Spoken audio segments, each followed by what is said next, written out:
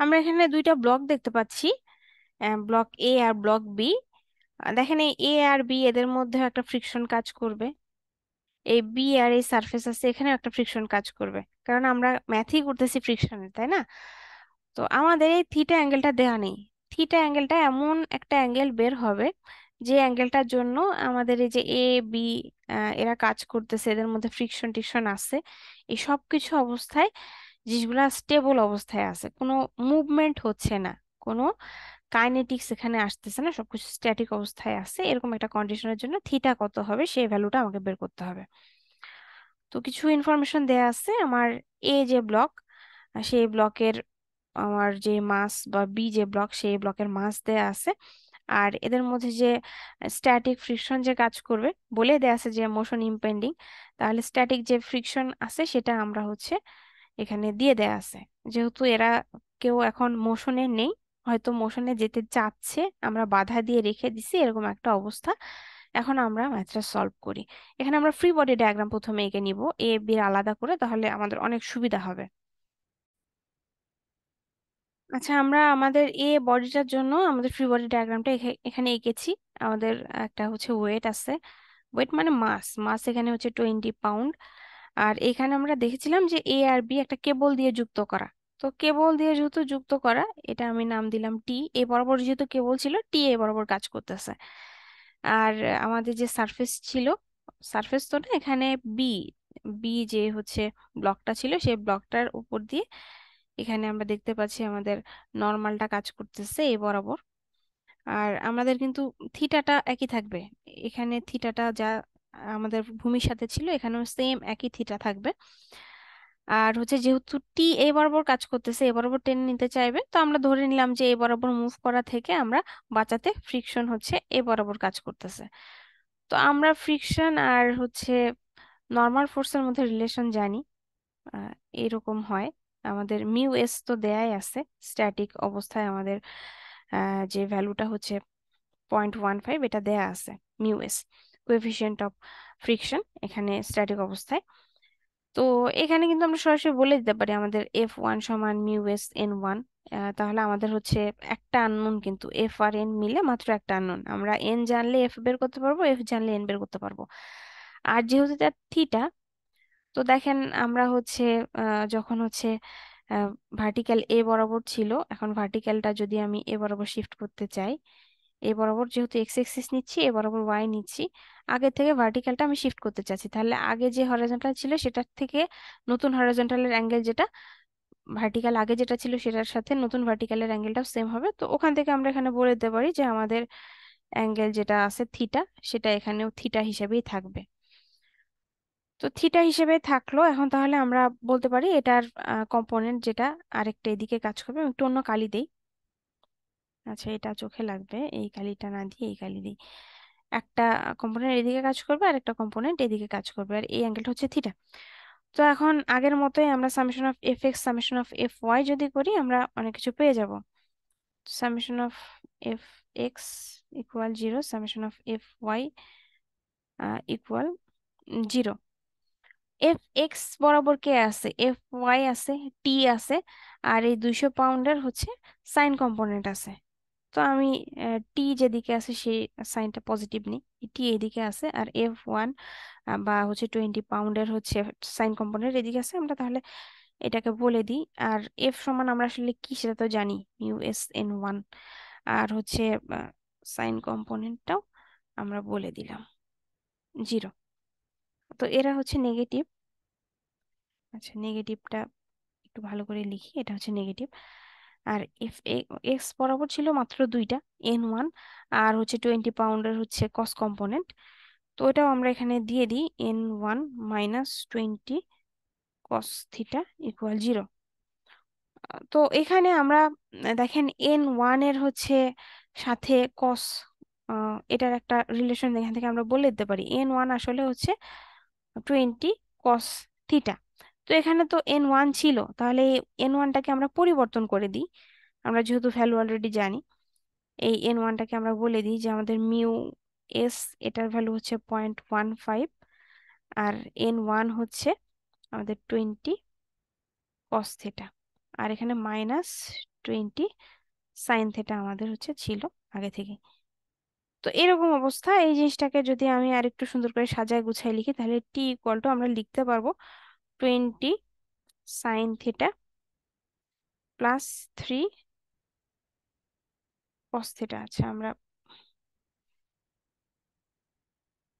দেখেন, আমরা মনে হয় বুঝতে পারছি, এখানে 20 ছিল, 20 যেহেতু ছিল, 20 × 0.15, আমরা কিন্তু 3 বলতে পারবো। আর এখানে 20 sin θ ছিল, এরা থাকলো, আর টিটাকে আমরা ওই পাশে নিয়ে গেলাম।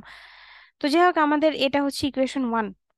এখন আমরা আমাদের আরেকটা যে বি বডি ছিল সেটার জন্য ফ্রি বডি ডায়াগ্রাম আঁকবো। একইভাবে আমাদের ফ্রি বডি ডায়াগ্রামটা হবে হচ্ছে, আচ্ছা, আমরা দেখেছিলাম যে একটা পুলির সাহায্যে, এরকম একটা পুলির সাহায্যে এ আর বি এরকম যুক্ত ছিল। তো পুলি যেহেতু, এখানে যদি আমি টি ধরি, এখানে আমাকে টি হবে, কারণ পুলির ক্ষেত্রে আমাকে কিন্তু কোনো টেনশন বা এরকম কিছু এখানে বলে দেয় নাই। তার মানে এখানে আমি টি ধরেছিলাম। আমরা যখন ফ্রি বডি ডায়াগ্রাম, এটা এর জন্য ফ্রি বডি ডায়াগ্রাম, এটা বি এর জন্য, তো ফ্রি বডি ডায়াগ্রাম বি এর জন্য আঁকবো, তখন এখানে আমরা টি ধরলাম, একই সমান হবে। আর এই জিনিসটাই কিন্তু আমরা এখানে আবার রাখতেছি। আমরা এখানে যেহেতু এটা আপওয়ার্ড আর রাইট সাইডে দিয়েছি, এখানে তাহলে ডাউনওয়ার্ড লেফট সাইড দিতে হবে। আমরা তো এটা আগে থেকেই জানি, আমাদের এসএফডি বিএমডি বা অনেক কিছু যখন সলভ করেছি, তখন আমরা কিন্তু দেখেছি যে কেন এটা অপোজিট হয়। তো যাই হোক, এই এই বিয়ের জন্য আমার হচ্ছে মাস হচ্ছে 30 পাউন্ড। আর এখানে যেহেতু একটা সারফেস আছে, এই বরাবর একটা সারফেস ছিল, সেই সারফেসের উপর হচ্ছে নর্মাল N2 কাজ করতেছে। আর ফ্রিকশন আমি ধরে নিলাম এমনিতে যে এ বরাবর কাজ করতেছে।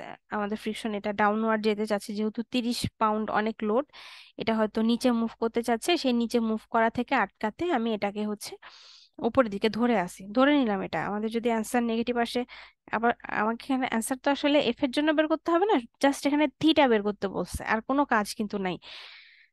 তো যাই হোক, আগের মতোই আমাদের summation of f(x)=0, summation of f(y)=0, এই দুটো ইকুয়েশন কিন্তু এখানে দিলেই হয়ে যাবে।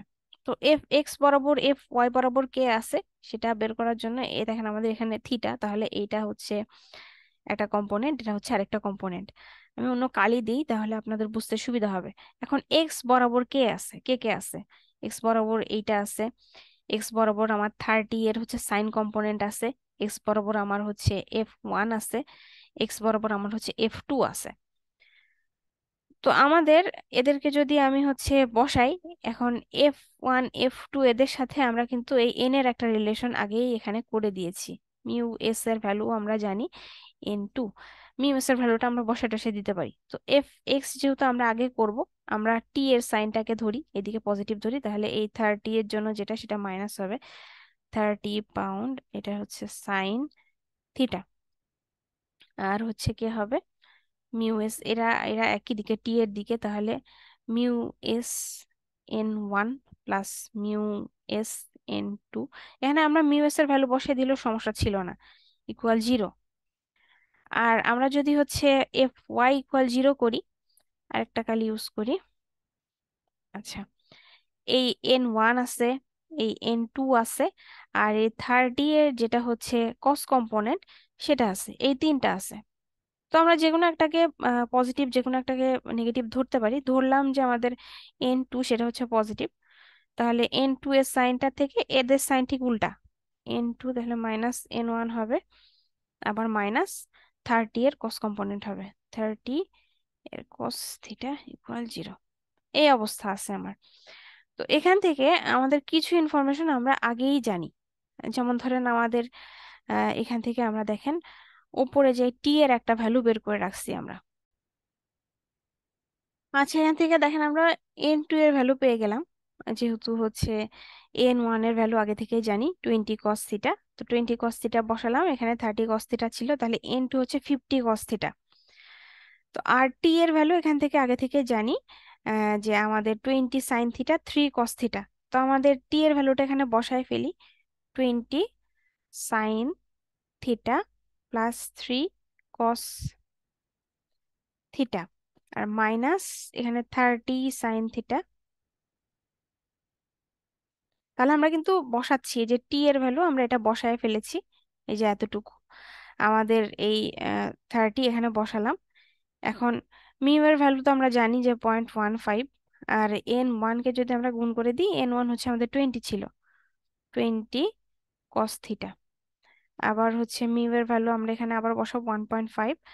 আর হচ্ছে এন টু বের হয়েছে আমাদের 50 কস থিটা ইকুয়াল 0। এখন কস সাইন এদেরকে যোগ বিয়োগ করলে আমাদের মোটামুটি আসবে হচ্ছে 13.5 cos theta equal 10 sine theta. তো এটাকে আমরা ট্যান থিটা আকারে যদি প্রকাশ করি, সাইন বাই কস সমান ট্যান, তাহলে আমরা পাবো হচ্ছে 13.5 ডিভাইডেড বাই হচ্ছে 10। তো দেখেন এখানে সাইন এপাশে ছিল, কসটাকে আমি এপাশে আনলাম, আর এই টেনটাকে হচ্ছে এখানে নিয়ে গেলাম, তো ভাগ আকারে হয়ে গেল, এটা ভাগ 10। তো আপনারা এটা পারেন ইনশাল্লাহ। তো থিটা ইকুয়াল টু, এটা ইনভার্স যদি আমরা করি তাহলে আমরা পেয়ে যাব হচ্ছে 53.5 ডিগ্রি। তো এটাই আমাদের উত্তর, আমাদের আর কিচ্ছু বের করতে হবে না।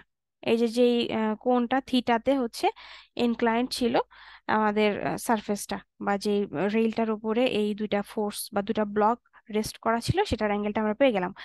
তো আমরা একটু বইয়ে দেখি বইয়ে কিভাবে করেছে। আচ্ছা, আপনারা এখান থেকে মিলাই নেবেন আমাদের যে অ্যান্সারটা বের হয়েছে এই অ্যান্সারটা ঠিকঠাক আছে কিনা। আমরা কিন্তু এখানকার প্রসেসটা ফলো করেছি, শুধু একটু হয়তো বা এক দুটা লাইন এক্সট্রা করে দেখানো। তাছাড়া কিন্তু হুবহু বইয়ের যে প্রসেসটা সেই প্রসেসটা আমরা স্টেপ বাই স্টেপ আগাইছি। তো আপনারা ফ্রেশ করে করে এটার সাথে মিলিয়ে নেবেন জাস্ট। আচ্ছা, আমি মনে হয় আগে যে ম্যাথটা করেছি সেই ম্যাথটার বইয়ের সলিউশনটা দেখানো হয়েছিল না, এখানে আমি দেখাই দিচ্ছি। আপনারা আগের ম্যাথটা যারা করে এসেছেন, ফ্রেশ করে করতে পারতেছেন না, তারা এখান থেকে দেখে নেবেন। আমাদের 8.8 ম্যাথটার হচ্ছে বই কিভাবে সলিউশনটা দেয়া আছে সেটা আপনার দেখানো হয়েছিল না। তো এখানে আমি দেখিয়ে দিয়েছি যে আপনাদের যেন হচ্ছে সুবিধা হয়। আমাদের হচ্ছে দুইটা প্রসেসের মধ্যে একটা প্রসেস বইয়ের সাথে মিলে, সেকেন্ড প্রসেসটা, আর আগের প্রসেসটা আমি নিজে থেকে করিয়েছি। তো অ্যাঙ্গেল গুলা যেগুলো আছে আপনারা দেখতে পাচ্ছেন যে অ্যাঙ্গেল গুলা এখানে কিভাবে দেয়া। তো এটা ফলো করে আপনারা করবেন এবং বইয়ের সাথে উত্তর মিলাবেন। তো যাই হোক, ধন্যবাদ সবাইকে।